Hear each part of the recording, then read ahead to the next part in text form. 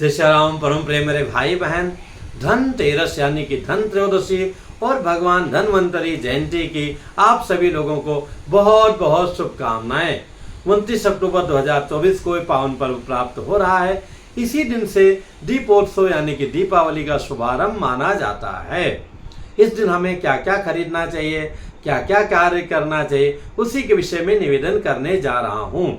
तो जो खरीदारी की बात आती है उसमें नमक का बड़ा महत्व है।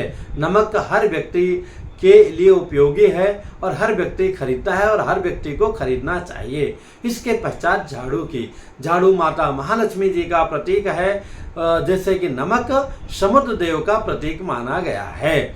उसके बाद में जो खरीदारी होती है वो गोमती चक्र है। गोमती चक्र भी जो है समुद्र से ही प्राप्त होता है, उसका भी बहुत बड़ा महत्व है। इसके बाद में कमल काकड़ी, जिसको उत्तर भारत में कमल गट्टा कहा गया है, वो लिया जाता है। और उसके बाद में पीली कौड़ियाँ ली जाती हैं। और चांदी खरीदना भी बहुत शुभ माना गया है। हर व्यक्ति को अवश्य प्रयत्न करके लेना चाहिए।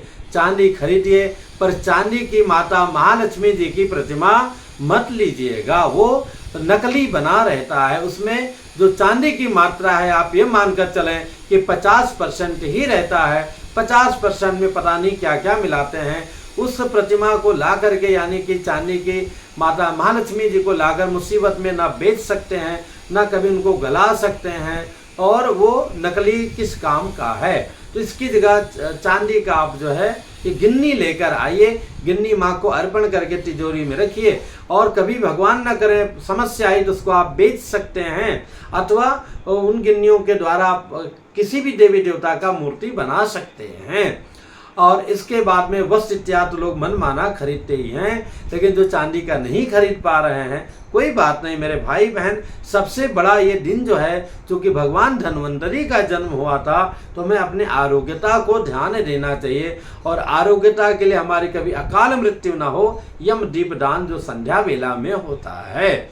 और अन्य खरीदारी में आप देखेंगे तो जो पीतल है, अष्टधातु है, पंचधातु हैं, इनके बर्तन लीजिए। और वो भी ऐसा लीजिए जो भगवान के लिए उपयोगी हो। मैं सभी से कहूँगा ये प्लास्टिक की दुनिया से भैया, या उसके बाद और भी तमाम प्रकार के कांच वाँचे सब नहीं लेना चाहिए। ना के बराबर रखिए। घर में तो यही पीतल है और फूल है, इन सब बर्तनों का प्रयोग हमें करना चाहिए। तो इस प्रकार से आप खरीदारी कर सकते हैं। अब संध्या वेला में फिर हमें क्या करना चाहिए, दक्षिण दिशा में यम राज के निमित्त जो है एक दीपदान करना चाहिए। क्यों करना चाहिए? एक बार यमराज जी ने अपने दूतों से पूछा, इतने सारे दिन रात जीवों को की आत्माओं को लेकर आते हो, तो कभी तुम्हें कष्ट नहीं होता है? कहे प्रभु, हम लोगों का तो दायित्व ऐसा आदत पड़ गया है, पर हाँ कभी किसी की अकाल मृत्यु होती है तो बहुत कष्ट होता है, यानी कि समय से पहले मृत्यु होने पर बहुत कष्ट होता है। कहे कोई ऐसी घटना है? कहे हाँ महाराज, एक बार हम लोग एक राजकुमार को लाने के लिए गए और वो बहुत कम अवस्था का था और 4 दिन हुआ था उसका विवाह हुए। और हम जब उसकी आत्मा को लेकर चले तो उसकी पत्नी जिस प्रकार से करुण कंदन कर रही थी, पूरा समाज कर रहा था, वो देख करके हम लोग भी रोने लगे। तो क्या प्रभु ऐसा कोई उपाय है कि आदमी अपनी पूर्ण जो है आयु को प्राप्त करे, उसकी अकाल मृत्यु ना हो और आपके ये पास से उसको डर न लगे?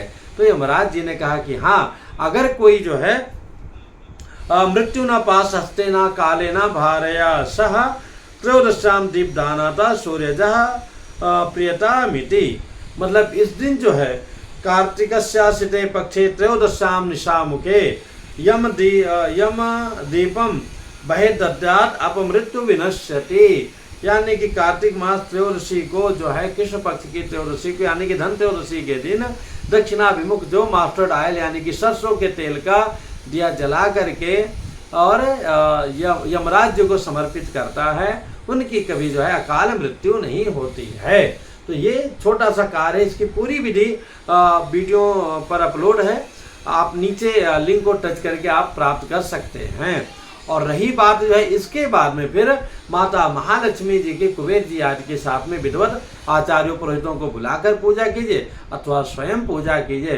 पर जब हमारा शरीर सुरक्षित रहेगा तभी तो जो है हम और भी अन्य कार्य कर पाएंगे। तो उसके लिए आवश्यक है कि यमराज जी को जो दीप दान करना है वो सब लोग याद करके रखिएगा। मन में कोई प्रश्न हो तो कमेंट्स कीजिएगा, वीडियो उचित लगे तो शेयर कीजिएगा। पुनः मिलूंगा नई जानकारी के साथ में। जय सिया राम।